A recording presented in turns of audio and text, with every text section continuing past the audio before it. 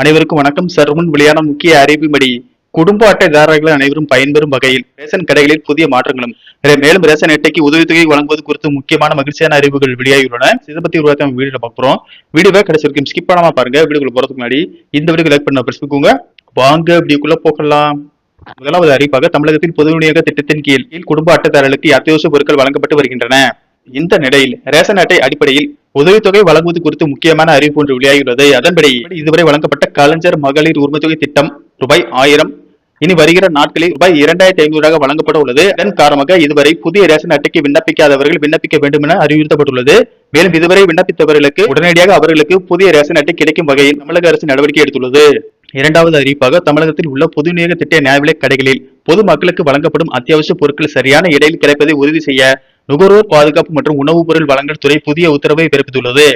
இதன்படி கடைகளில் பயன்படுத்தப்படும் மின்னணு தராசுகளில் எடையை காட்டும் இருபுற டிஸ்பிளே வசதியும் எவ்வித பழுதுமின்றி தெளிவாக செயல்படுகிறதா என்பதை பணியாளர்கள் நாள்தோறும் கட்டாயம் சரிபார்க்க வேண்டும் என அறிவுறுத்தப்பட்டுள்ளது. மூன்றாவது அறிவிப்பாக தமிழகத்தில் பொதுமக்களே காணப்படும் ரத்த சோகை மற்றும் ஊட்டச்சத்து குறைபாடுகளை களையும் நோக்கில் பொது விநியோக திட்டத்தின் கீழ் செறிவூட்டப்பட்ட அத்தியாவசிய பொருட்களை விநியோகம் செய்ய தமிழக அரசு தீவிர ஆலோசனையில் ஈடுபட்டு வருகிறது.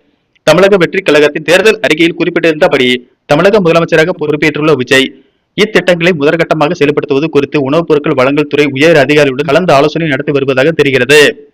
இதன்படி பொதுமக்கள் பரவலாக பாதிக்கப்படும் அனீமியா, விட்டமின் ஏ மற்றும் B12 ஆகிய குறைபாடுகளை தவிர்க்கும் பொருட்டு இரும்பு சத்து மற்றும் போலிக் ஆசிட் நிறைந்த செறிவூட்டப்பட்ட அரிசி நியாய விலைக் கடைகள் மூலம் விநியோகிக்கப்பட உள்ளது. மேலும் மாலைக்கண் நோய் உள்ளிட்ட பாதிப்புகளை தடுக்கும் விட்டமின் ஏ மற்றும் எலும்பு வளர்ச்சிக்கு தேவையான விட்டமின் டி ஆகிய ஊட்டச்சத்துக்கள் அடங்கிய சமையல் எண்ணெயும் புரதச்சத்து நிறைந்த செறிவூட்டப்பட்ட கோதுமை மாவையும் குடும்ப அட்டைதாரர்களுக்கு தங்கு தடையின்றி அரசு வழங்க உள்ளது. ஏழை எளிய மக்களின் ஆரோக்கியத்தை மேம்படுத்தும் நோக்கில் திட்டமிடப்பட்டுள்ள இந்த மக்கள் நல நடவடிக்கை சமூக ஆர்வலர்களிடையே பெரும் வரவேற்பை பெற்றுள்ளது. நான்காவது அறிவிப்பாக தமிழ்நாடு ரேஷன் கடைகளில் முறைகேடுகளை தடுக்க அரசு அதிரடி நடவடிக்கைகளை மேற்கொண்டு வருகிறது. ரேஷன் கடைகளில் ஏதேனும் முறைகேடுகள் அல்லது முறையற்ற செயல்பாடுகள் நடந்தால் பொதுமக்கள் உடனடியாக புகார் அளிக்கலாம் என உணவுத்துறை அமைச்சர் வெங்கட்ரமணன் தெரிவித்துள்ளார். பொதுமக்கள் தங்களின் புகார்களை தெரிவிக்க 1967 என்ற பிரத்யேக உதவி எண் அறிவிக்கப்பட்டுள்ளது.